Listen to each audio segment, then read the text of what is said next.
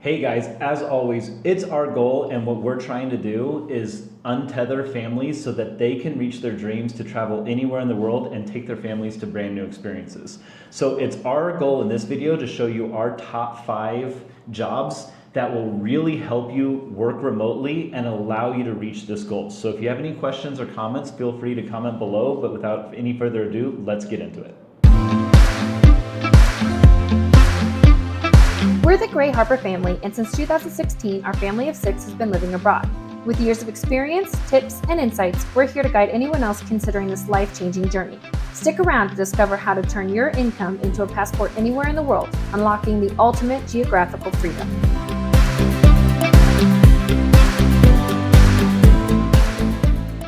So before we get into our list, want to make it very clear, all 5 of these positions that we're going to talk about, we have either done ourselves or we have close friends or family who have done it and have done it remotely. So it's not just us saying or this AI video, because we've seen a ton of AI videos where you're like, hey, you can just edit words and you'll make thousands of dollars, or you can just do this. These are truly remote US salary-based positions.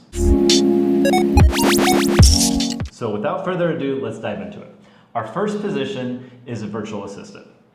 I currently am a virtual assistant, and we also currently provide virtual assistants to other businesses. To be a virtual assistant, you just need a skill set. I know that sounds really easy and really simple, but you'll see a ton of examples all over the place where it's as simple as, hey, I'm gonna help you build a resume, or hey, I'm going to do any and everything that you asked me to do, including data input or combing through reports, or even if it's as simple as, I want you to go through my email and delete anything that's not valuable to me. And I'm gonna give you a criteria that will allow you to know what is and isn't valuable. There's lots of different virtual assistants positions, and what you probably don't realize is you already have the skill set that you need to become an extremely valuable virtual assistant. Some of the key aspects and reasons why becoming a virtual assistant, especially if you're going to move internationally, can become invaluable is the number one is you already speak the language fluently. So there's not going to be a single language barrier between you and any US-based business to be able to communicate the expectations or the items that they need you to take care of. Number 2, you're accustomed to the US business culture. So you understand the work day, the expectations for being on time, putting in a full day's work, the custom business hours in the United States. If you've been working in the United States before, are well-known items and not something that you would have to explain to someone who's never worked in the US business culture previously.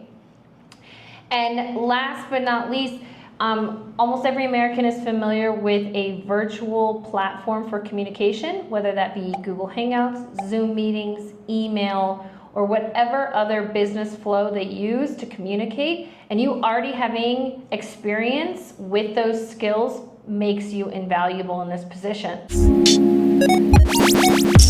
Lastly, living abroad means you can work for less. You don't need the full US-based salary because you no longer have US-based costs.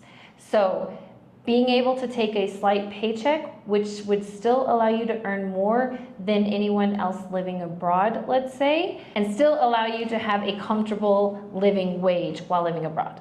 Why isn't everyone doing this? Because it's not something that you think about, and more importantly, you don't realize how valuable your skill set could be when you offer a discount for where you're working from, especially like Mexico or Latin American countries.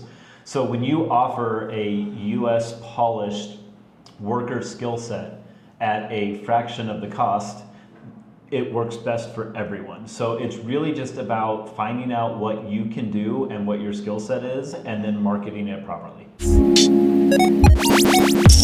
So the next one we're going to chat about is actually something that a family member of ours does.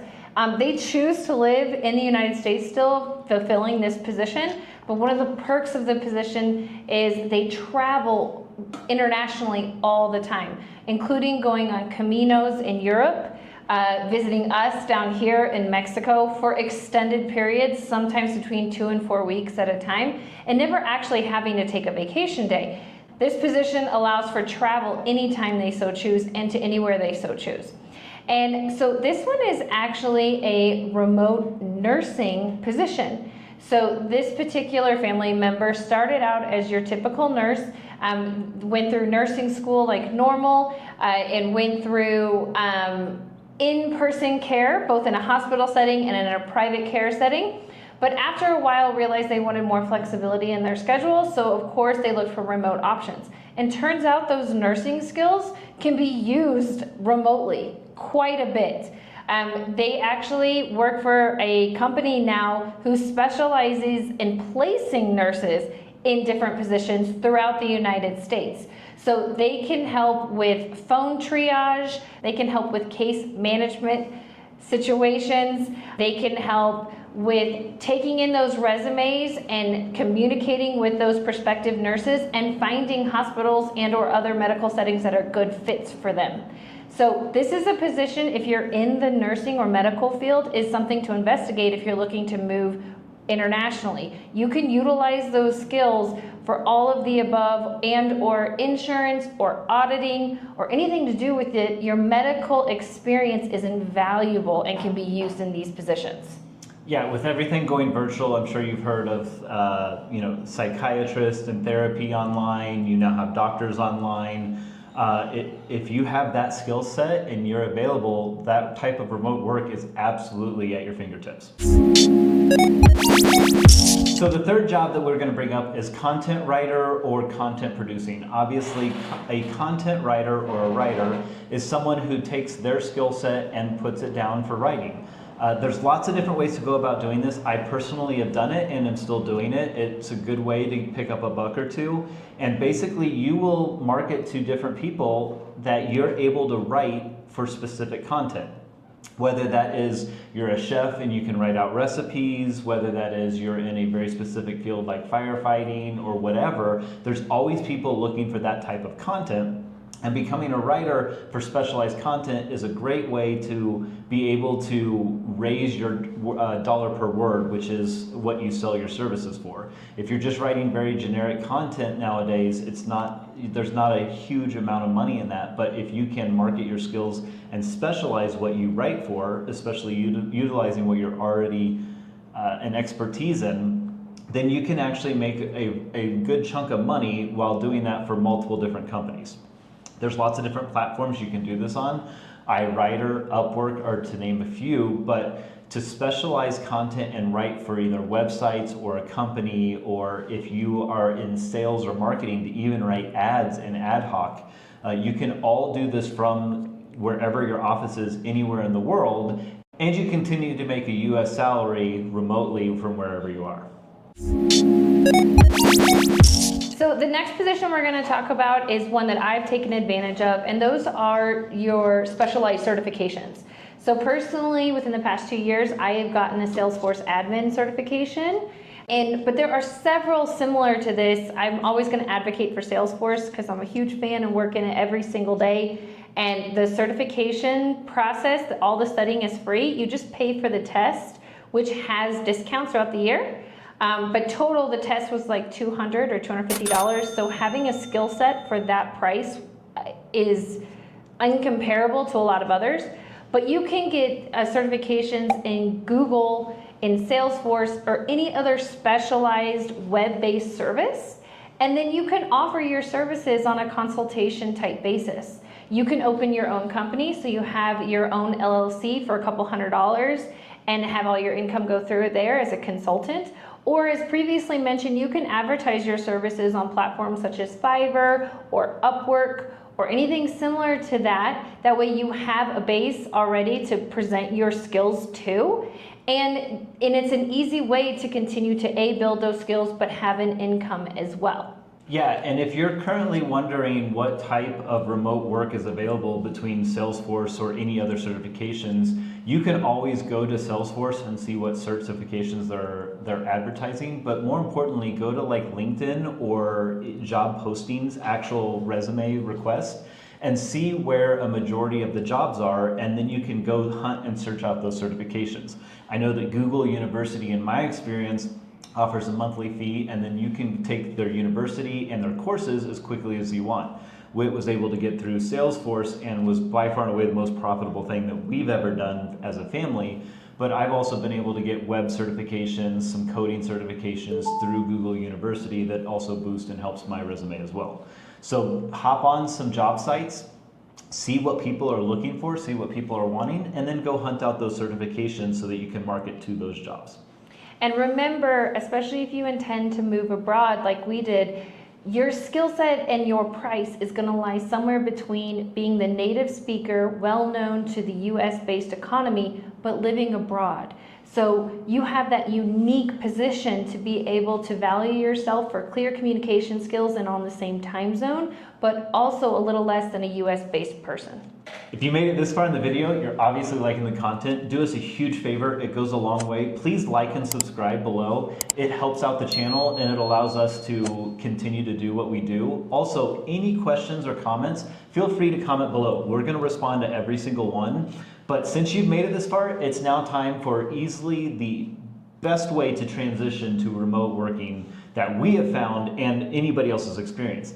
And you'll see this theme in everything that we're talking about, and that is to transition your current position into remote work. A little bit later on, Whit's going to tell her full story about how she was able to do that, but I'm just going to talk about how each one of the points before, you might have been in a position to where you're slowly moving into remote work, and that's what we were talking about, and how to go to your boss and talk to them, and see what you can do remotely, because it's beneficial to both. That's the big thing. You get to go to your boss and say, hey, I would like the freedom to be able to work remotely. A lot of the times I'd also like the freedom to be able to make my own hours. However, you're gonna get somebody you already know and trust. You're gonna get somebody who knows the ins and outs of whatever business that you're currently in. And lastly, I'm gonna give it to you at a discount from a monetary standpoint. Yes, you're gonna get paid a little bit less, but that freedom, the ability to move remotely, the ability to untether from a specific location is invaluable. Yeah, and along those lines, remember when taking perhaps that salary discount that you get to change your location to possibly and proactively change your expenses as well. So again, it's mutually beneficial for both you and your boss. I specifically, almost 10 years ago now, worked for the company I still do today, and asked if I could start working remotely from home just 2 days a week. That is how it began. I was pregnant at the time. It allowed me to be home with my child, but also work. So again, it helped the company because I didn't take an extended maternity leave, but I got the freedom and flexibility to work from home. So it worked in both cases. That eventually extended into 3 days a week and 5 days a week after the company quickly realized that my work ethic was just as productive being remote. And in fact, I was logging in earlier because there was no travel time or any mishap with communication or my productivity. After that happened for about 6 months, I simply said, as long as I am maintaining what I'm currently doing, does it really matter where I'm physically located? And my company agreed that it didn't matter at all. We got to double down on cutting our expenses again by moving internationally, but keeping the same salary. So I would say that this is the best and easiest way. Whatever you're currently doing, can it be done remotely, especially since COVID, when so many places adapted remote workers and communication avenues to be able to communicate with people from home? Can that continue? Or are you still working from home? And if that's the case, why does it matter where home is? And the first exercise we did, and I'd strongly suggest that you should do for yourself, is to write down or make a spreadsheet, whatever you want to do, have a left side of stuff that you can do, what your job requirements are, and what you can do remotely right now for sure, without a doubt. And on the right side, what you believe you physically have to be in the office or out on a job site or whatever you're doing, what you physically think you have to be there for. Once you have that list, determine how much of your job can be remote and how much it can't. The next part of this exercise is take that right column, everything that you say you need to physically be there for, and brainstorm if you can make it remote. And if you can turn that, what you originally said was a physical requirement, to a remote position, and keep doing that as much as possible until you get a couple of tasks that are only there physically. And then from there, you have to start worrying about delegation, who could take over for it, how can you move it away, and that exercise will really start to push you in the right direction on how you can take what is perceived to be as a physical job and move it to remote work. So I hope that these suggestions have helped you. These are the top 5, again, that we wanted to present because we have either done them ourselves or had family or friends who are currently doing them as well. While we're making this channel to provide this information, not everybody's ready to become an influencer or a YouTuber in order to live abroad or live remotely. So these are real life examples that we've either done ourselves or had experience with, and we hope that maybe this could help you take the road less traveled.